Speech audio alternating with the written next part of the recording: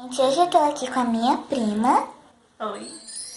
E a gente resolveu fazer um desafio pra vocês. O nome dele é Sim and Não e Por quê. Pra quem não sabe como é esse desafio, cada pessoa vai fazer uma pergunta pra outra. E quem acertar mais as perguntas, não pode falar sim, não e por quê.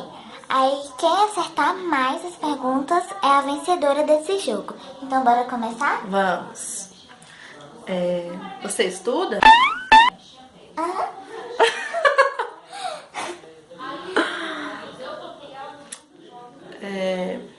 Você tem namorado? Ah, você já errou.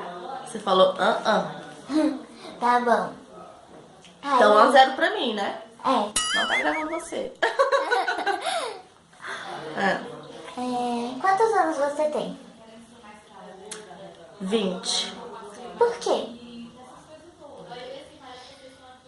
Eu nasci há 20 anos atrás.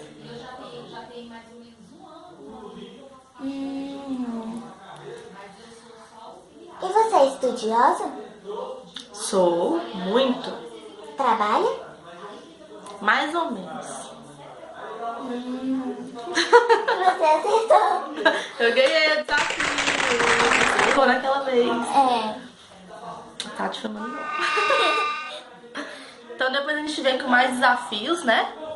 E vocês continuam assistindo a minha prima Isabela, porque ela é uma fofa e ela quer ser muito famosa, né, Isabela?